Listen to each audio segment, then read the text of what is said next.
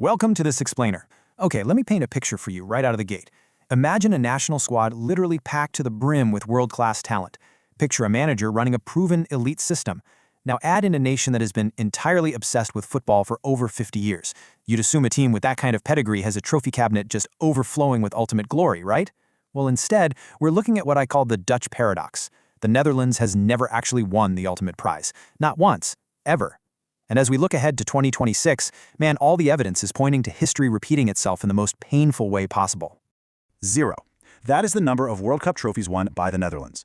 For a nation with such a profound impact on the beautiful game, it's a number that completely defies logic. It's fascinating, really, because it's not just some historical footnote. It is a living, breathing reality.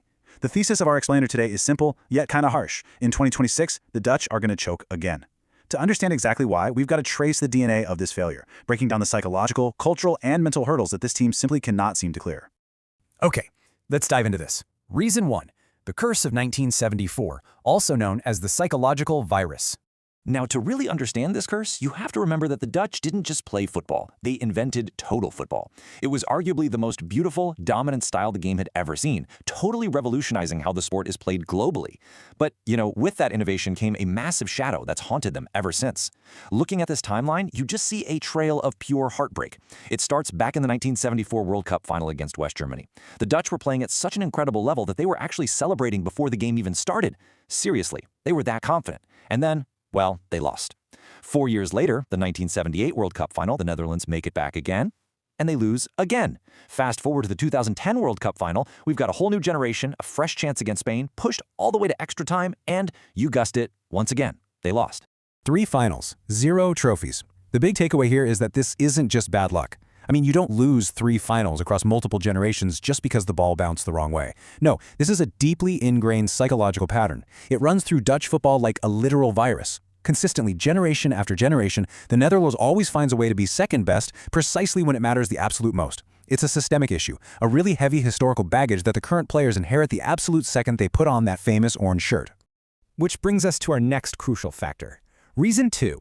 The dressing room problem, or internal chaos.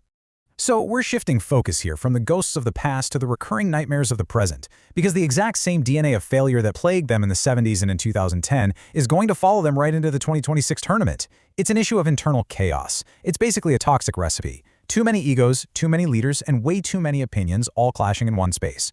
We saw this exact scenario play out brutally during the 2022 Qatar tournament. There were widespread reports of player cliques forming, massive communication breakdowns across the pitch, and this really palpable tension between senior players and the coaching staff. They had a squad talented enough to go deep, to maybe even win the whole thing, but instead, the internal friction totally eroded their foundation and they were sent packing in the quarterfinals. Now let's see how this builds into the upcoming tournament with their returning talent, guys like Gakpo, Dumfries, De Jong, and Van Dijk. Look, all of these players are incredibly experienced. All of them are unbelievably talented, playing at the very highest levels of European club football. But despite this sheer quality, they just haven't solved their core cultural issue. They're walking into 2026 with the exact same underlying dressing room dynamics that fractured their campaign in Qatar. Talent without unity is just expensive noise. Let that sink in for a second. Actually, I think it perfectly encapsulates the tragedy of the Dutch national team. You can assemble the most expensive, highly rated players on the globe, but if they can't unify under pressure, if all those massive egos cannot align into a single cohesive unit, well, all that talent is ultimately worthless on the World Cup stage. Now, what's really interesting is our next point. Reason 3, penalty shootout trauma. The mental block. This is the one topic every single Netherlands fan pretends just doesn't exist. If the dressing room is their cultural flaw, the penalty spot is their ultimate mental block. It's like the final boss they simply cannot defeat. In the 2022 quarterfinals, they were eliminated by Argentina on penalties, and guys, this wasn't an isolated incident. The Dutch have one of the absolute worst penalty records of any major footballing nation in World Cup history. When the game is tied after 120 minutes, the statistics and history are entirely against them. The brutal truth about penalty shootouts is that they are not primarily a test of physical skill. As we see here, they are 80% mental. Striking the ball from 12 yards out, that's something these professionals do in their sleep. But doing it with the weight of an entire nation on your shoulders, that requires immense confidence, composure, and belief. The physical execution is only 20% of the equation. The rest is entirely in the mind. And because they lack that historical confidence, we see this fascinating phenomenon. Expectation poisons preparation. A team that continually loses shootouts starts subconsciously expecting to lose shootouts. It becomes a total self-fulfilling prophecy. This cyclical nature of failure creates a familiar dread. It means that in 2026, the absolute second a Netherlands knockout game goes to extra time, every Dutch player is going to feel a knot in their stomach. Meanwhile, their opponents will feel the exact opposite. The psychological edge is surrendered before the first kick is even taken. So the crucial point is right here. The verdict, on paper versus under pressure. We've laid out the historical curse, the internal chaos, and the mental block of penalties. So let's contrast these two realities for 2026. On paper, they have absolutely everything. Gakpo is one of the most clinical forwards in Europe right now. Van Dijk remains an elite, world-class defender. De Jong controls the midfield with just unparalleled composure. On paper, it's a perfect squad. But, football isn't played on paper. It's played under immense pressure, it's played in shootouts and in finals. In those defining moments, 50 years of historical hurt will either break a team or build them. And for the Netherlands, that hurt has only ever broken them. Because of all this, my prediction for 2026 is crystal clear.